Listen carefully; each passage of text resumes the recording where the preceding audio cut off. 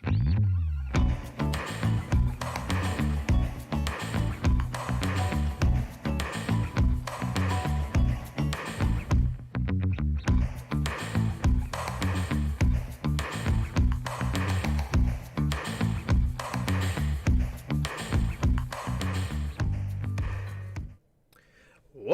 one and all, to another episode of Pacific 414 Episode Reviews.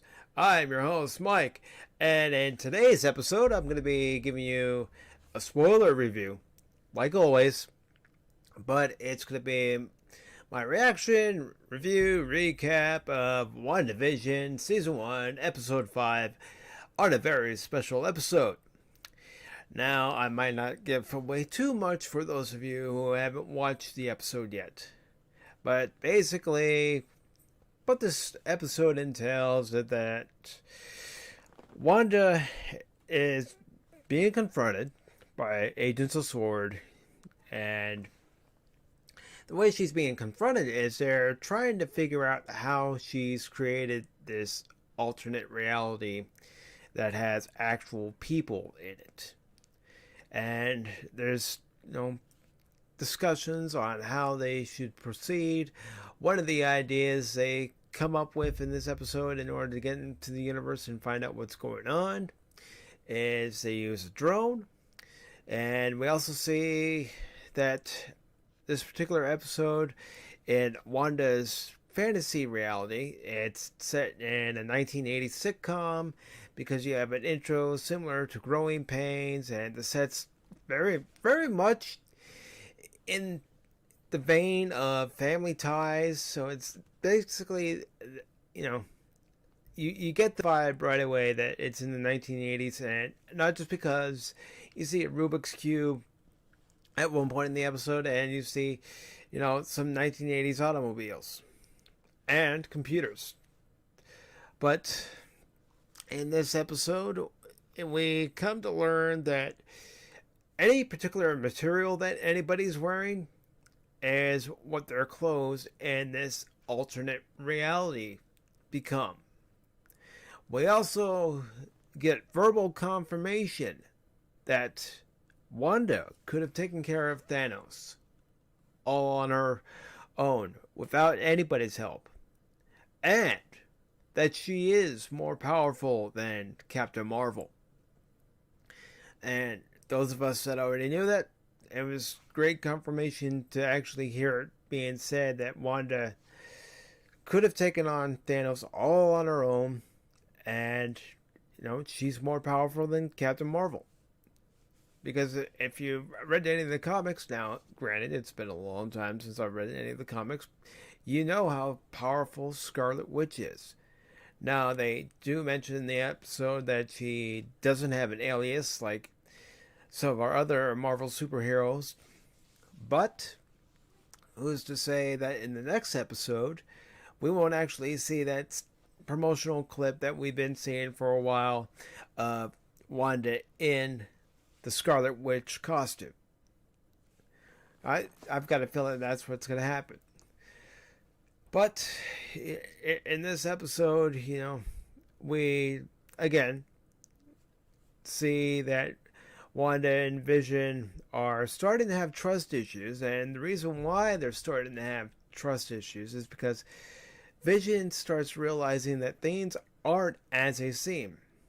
And, I know it was touched on a little bit in the last episode, but it's further touched up upon in this episode. There's even a scene where Vision's in the office and he's talking with Norm, and at one point he unlocks Norm's actual personality, and Norm says to him, "I'm scared."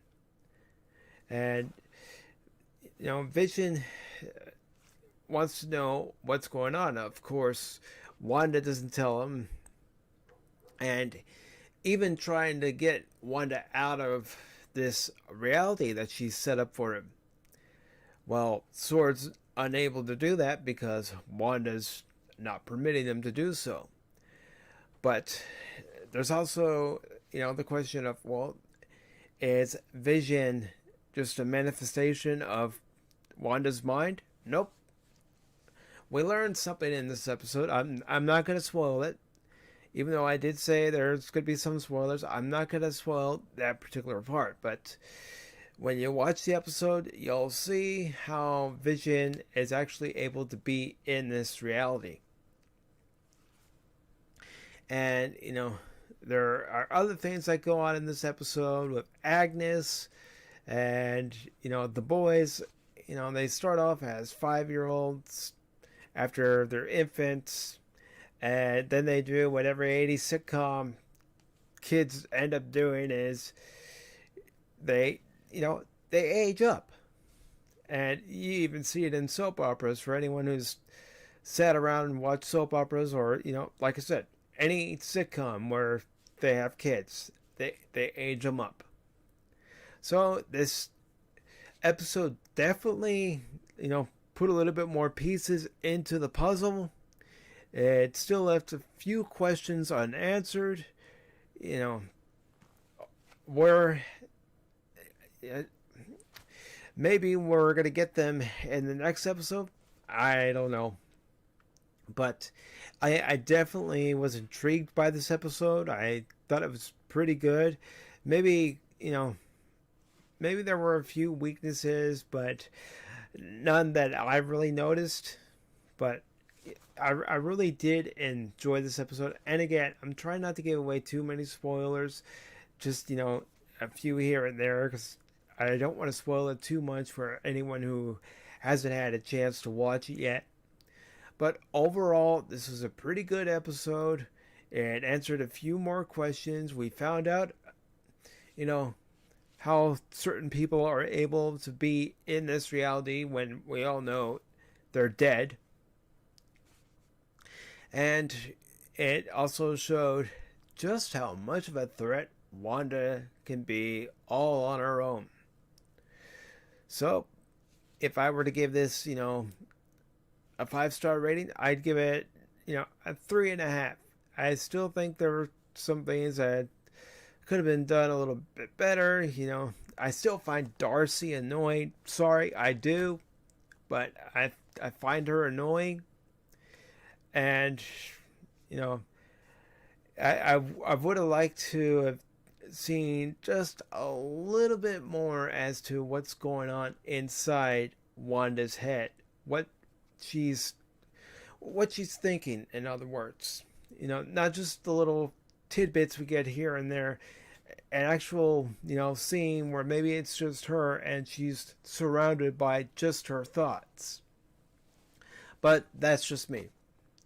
But overall, I've given this episode a 3.5 out of 5 stars. And, it's definitely worth a watch, and it'll definitely keep you intrigued as to what's actually going on. And they do establish that this is a manifestation of Wanda's own doing, that she's not the victim, she's the victimizer, that everybody that's in this reality of Westwood is a victim of Wanda's. So maybe it does confirm the fact that she's going to be a villain and the next phase of Marvel MCU movies. But we'll see. So, until then, I'm going to go ahead and wrap this up. Once again, I thought this was good. I did think it could be a little bit, better as far as, finding out what is exactly going on inside Wanda's head from Wanda herself.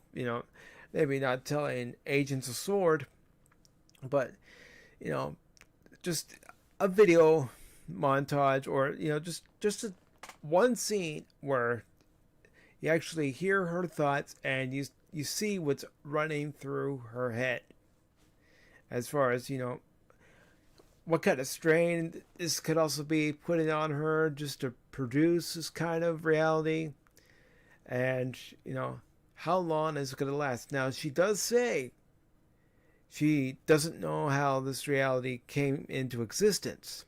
I think that's just her way of covering for herself, and we'll find out more in episode 6. So, we'll see.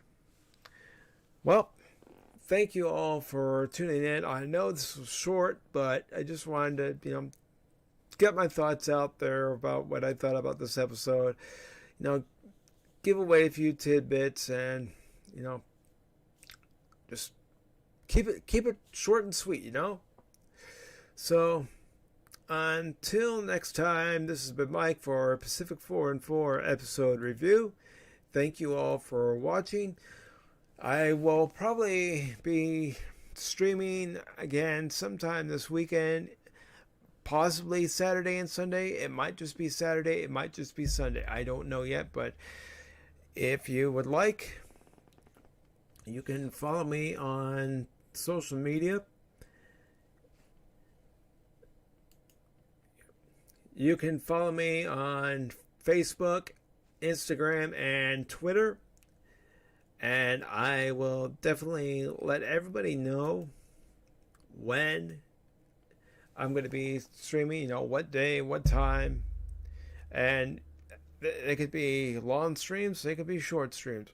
Don't know yet. I do know that I want to stream at some point this weekend. I just don't know when I'm going to be streaming this weekend. So, thank you all for tuning in to this episode of Pacific 414 episode reviews. I know I didn't say too much as far as what went on in the episode, but I'm trying not to spoil it for those who have yet to see the episode and, want to remain as spoiler-free as possible.